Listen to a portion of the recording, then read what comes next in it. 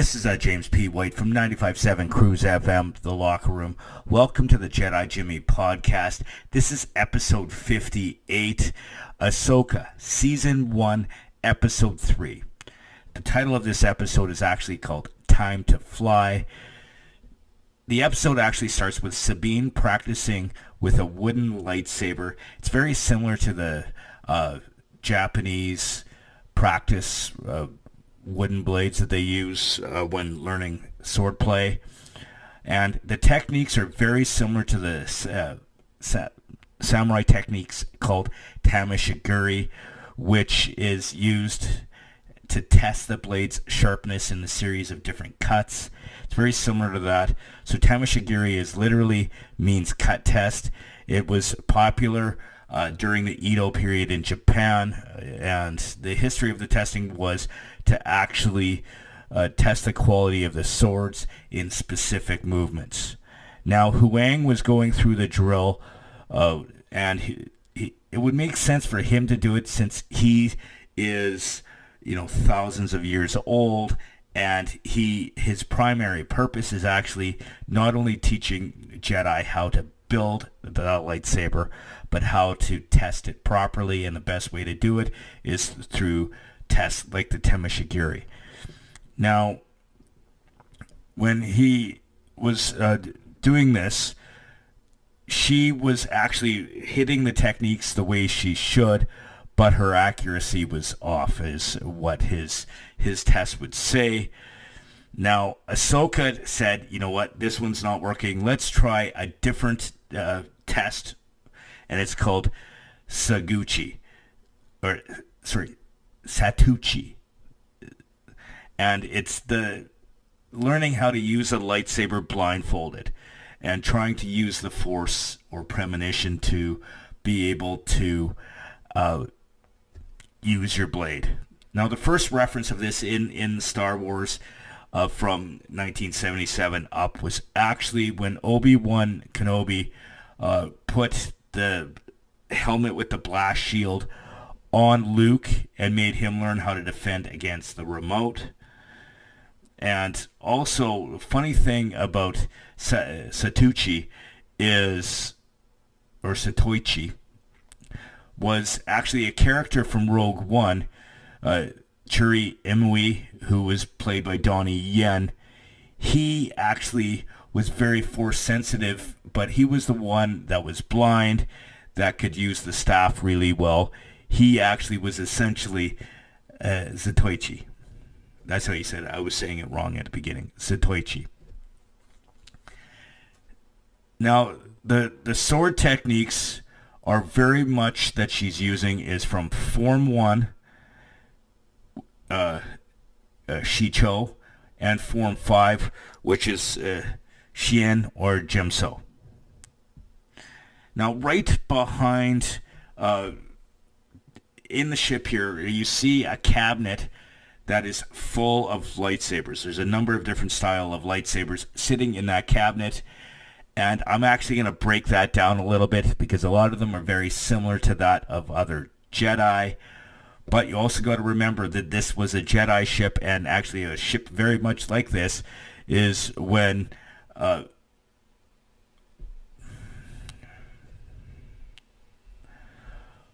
Huyang, he actually, because he used to take the Jedi on the Gathering, which was where they would go to a planet to find their sword crystal. Now we jump from there to Hera. Hera's actually back on Home 1, dealing with holograms of the Chancellor and several senators. They're the Senate committee.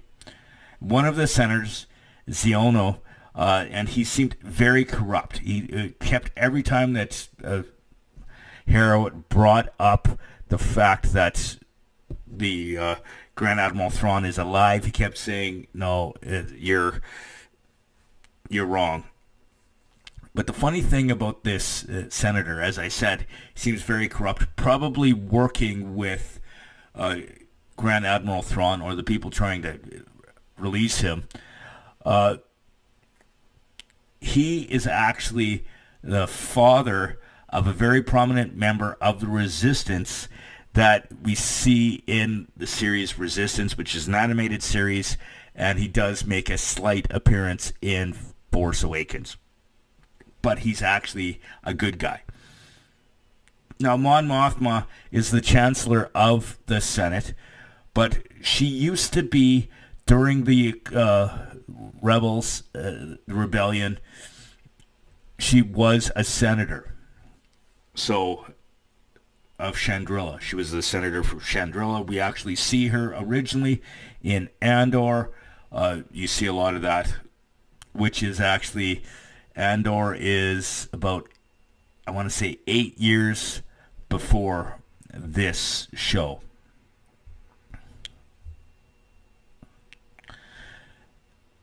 Now, all the senators are really fighting against Hera, saying that she's, hopeful that she's trying to find Ezra and use more of the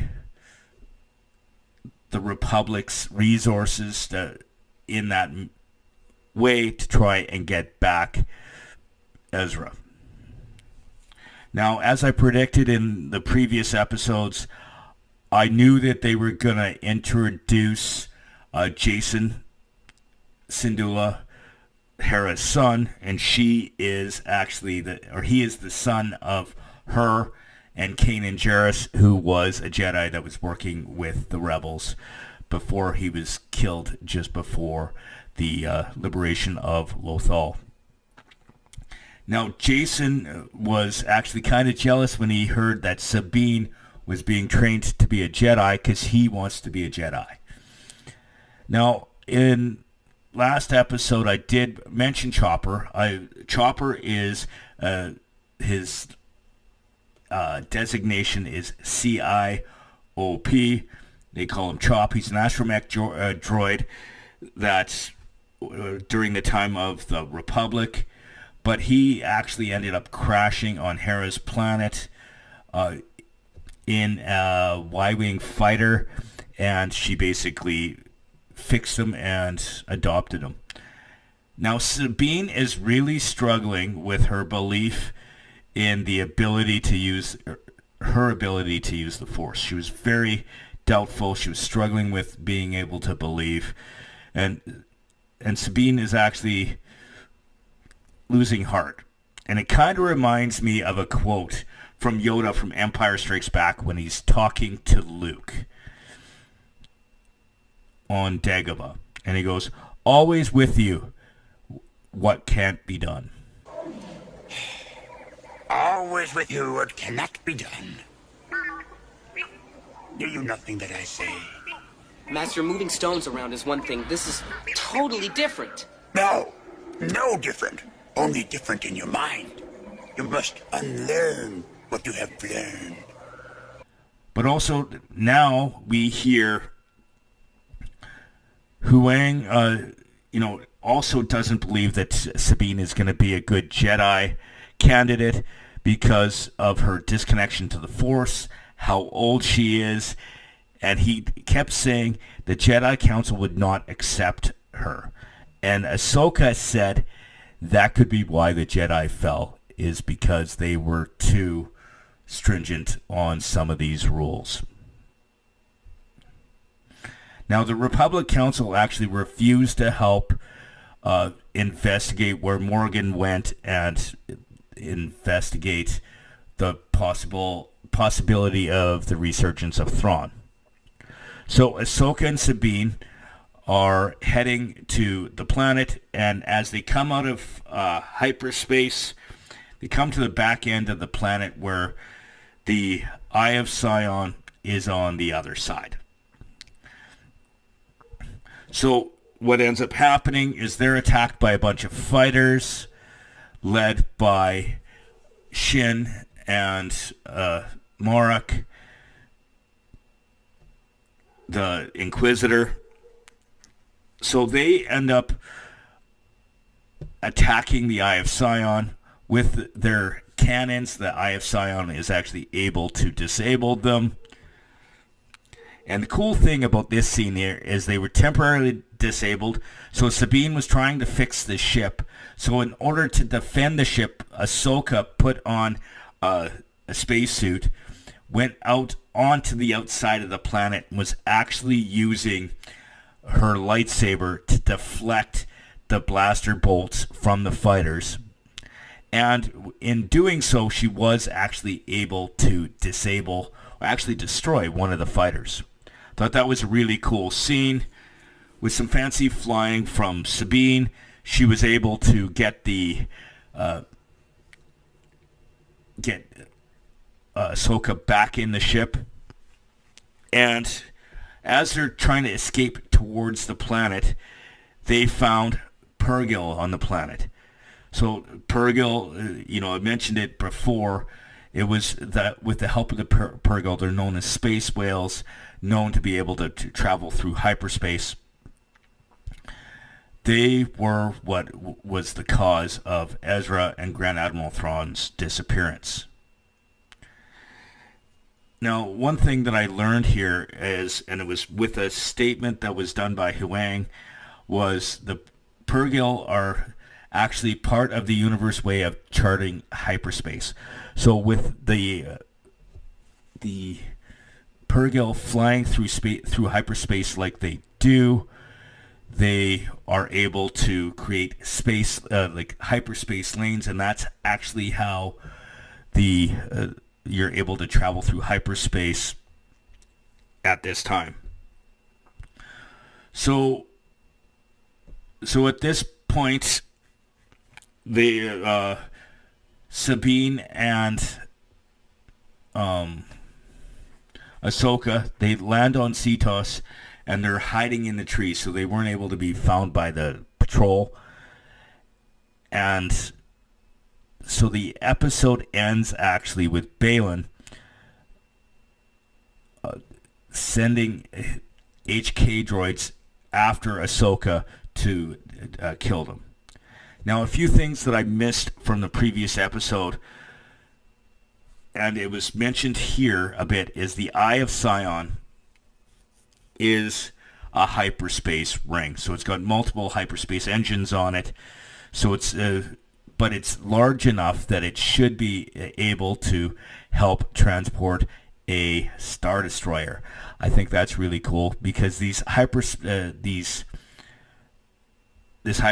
ring, the Eye of Sion, is very similar to that the Jedi starfighters used to travel through hyperspace during the Clone Wars. Now, I made mention of the Ghost before, and if you were watching, one thing I didn't mention, if you were watching at the end of The Return of Skywalker, the movie, in the final scene where the Citizen Fleet comes, you can actually see the Ghost in the fleet. In this picture, you can see the red circle. And also in the last episode, Sabine put her Mandalorian armor on, so for when she started to train with Ahsoka. And Huang made reference to it too. If she learns how to be a Jedi, she'll be one of few Mandalorian Jedis. The very first was actually Tar Vizsla, who is the one who actually created the dark saber. So I was actually asked a question this week by a friend, and they were asking about Ahsoka's face paint, the fancy white designs on her face. They're actually not, it's not paint. They're actually birthmarks. So her race, which is the Togruta, when they're very young, they grow these birthmarks, but as they get older, they change and get thicker and more of a design. So it's actually kind of neat how that works. Now, a thing I'm going to kind of explain to you about the Star Wars universe that some of you might know could be one of the reasons why Sabine is struggling so hard with becoming a Jedi, or the Force, is Sabine is actually the oldest to start training as a Jedi at the age of 29. Anakin, when they introduced him in The Phantom Menace, he was 9, and they said he was too old to start the training. Ezra, during the Rebels period, he was 14, and Luke was 19. And again, Yoda made reference in the Empire Strikes Back of Luke being too old to start the training. But she's a lot older than all of them. The one exception to the too old is Grogu, because when he started with Luke, he was 50. But with the fact that Grogu is the same race as Yoda, Yoda lived to be over 900 years old.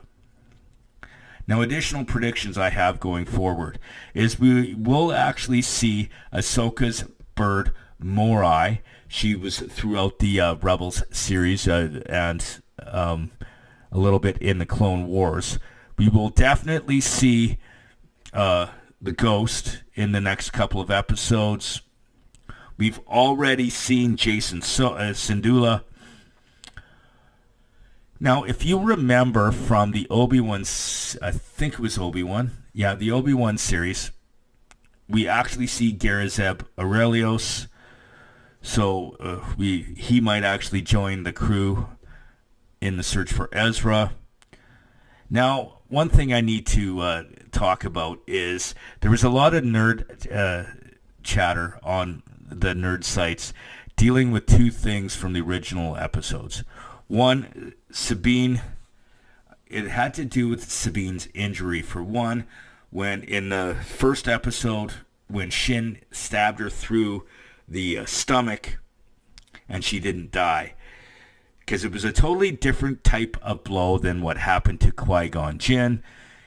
Qui-Gon was center mass, and it went up, so it was a fatal blow. But the reason why Sabine's wasn't is it wasn't center mass. It was more off to the side, so it didn't damage fatal organs. And another thing that I need to make sure that people understand is the rumors that Ezra Bridger might actually be Marok, the Inquisitor, is totally bogus. Because the thing is if they found Ezra Bridger, they would have already had Grand Admiral Thrawn, because they disappeared together with the Purrgil. So there's no way that they've brought in Ezra yet if they haven't found Grand Admiral Thrawn. That's a guaranteed fact. Now, one prediction I have is a total shot in the dark, but if Sabine actually does become a Jedi, with the fact that she is Mandalorian, she can build a new dark saber, because in the Mandalorian, if you remember, Moff Gideon, in that fancy suit that he built, actually crushed the dark saber. So if she is able to rebuild the dark saber, she might be able to become the next leader of Mandalore. That would be kind of cool. My favorite quotes from these episodes: Episode 1, Morgan Elsbeth said, "Luck has nothing to do with it. Fate has decided our next move." Another quote from Ahsoka is, "Sometimes the right reasons have the wrong consequences." And from this episode, there's two quotes that I really like. Is Ahsoka says this to Sabine: "Anger and frustration are quick to give you power, but they also unbalance you." And another quote is, "I don't need Sabine to be a Jedi.